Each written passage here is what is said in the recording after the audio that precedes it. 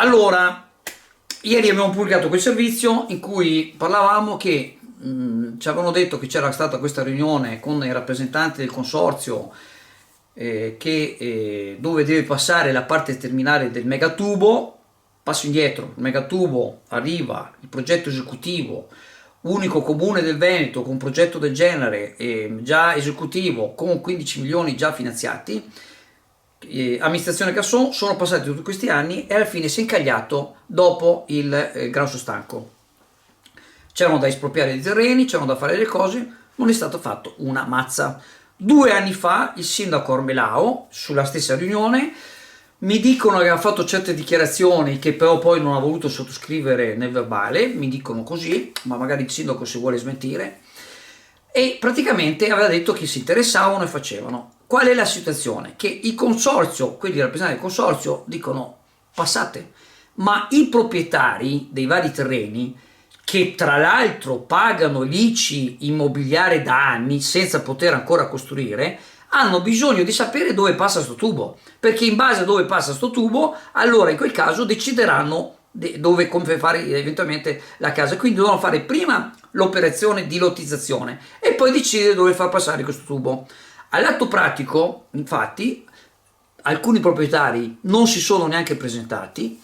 Ci dice qualcuno ben informato che non hanno nessuna intenzione di firmare, anzi hanno fatto una proposta all'assessore: facci l'esproprio e ce lo paghi come fosse terreno edificabile.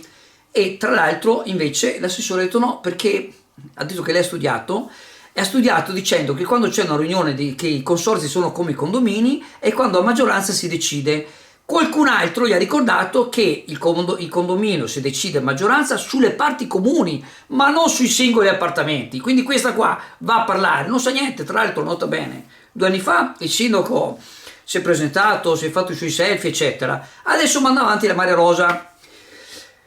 Voi sapete che io sono berlusconiano, ho la foto di Berlusconi, dopo ve la monto, vorrei girare la telecamera, e Berlusconi in campagna elettorale, bisogna un po' perdonare, a volte diceva cose cattive verso i comunisti, ma era diciamo durante la campagna elettorale uno dice così insomma, e tra le altre cose diceva che quelli che votano alla sinistra sono degli utili idiota, e non per dire che queste persone sono idiote, ma per dire che è una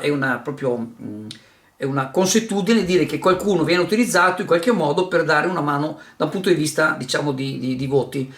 Questa adesso è l'utile idiota del sindaco, che è un incapace amministrativo, è un incapace.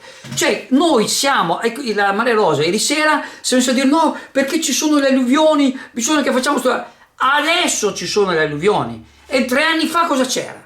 No, non lo so, cioè quindi purtroppo ancora una volta la dimostrazione, quando dico che il sindaco è un incapace amministrativo, non è che lo dico per offenderlo, è acclarato.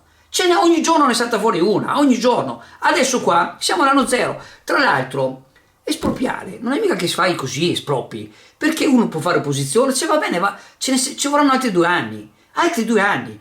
Questi dovevano prima preparare tutto, prendere eventualmente i proprietari, allora in base a cose concrete, con carta scritta, dire guarda il tubo passa da sta parte, quindi vediamo, probabilmente qualcuno anche accettava. Ma in questa situazione chi è quello che ha un terreno che paga l'ICI come terreno a costruire e non può costruire? Tra l'altro, nota bene, che questa è un'altra bomba a orologeria, perché tanti di questi, se un giorno si svegliano e fanno ricorso, vorranno i soldi indietro, perché praticamente il comune stesso gli fa pagare l'ICI da edificabile e non possono edificare. Cioè siamo veramente a una follia continua. Ho notizia che qualche imprenditore ha detto che sarebbe ora che questo sindaco andasse a casa. Mi fa piacere perché lo stesso imprenditore tempo fa mi aveva detto Andrea, ma sei troppo, cerca di dire le cose ma non così, dai, il sindaco. Invece sembrerebbe che un imprenditore di spessore si sia confidato che dice che sto sindaco sarebbe ora andare a casa. Ricordo che è successo più o meno la stessa cosa quando il buon Roberto Rossi e la Maria Rosa dicevano l'impianto di GPL può scoppiare, bugia, l'impianto di EPI utilizzerà l'acqua di mare della laguna, bugia anche quella, e io dicevo a tutti quanti guardate che sono bugie e fanno tutto quanto semplicemente per avere una carrega. e tanti amici, soprattutto del Partito Democratico, mi dicevano non era vero, però già da tempo mi dicono hai ragione. Allora invito sia gli amici del Partito Democratico e sia questo imprenditore a dirlo pubblicamente.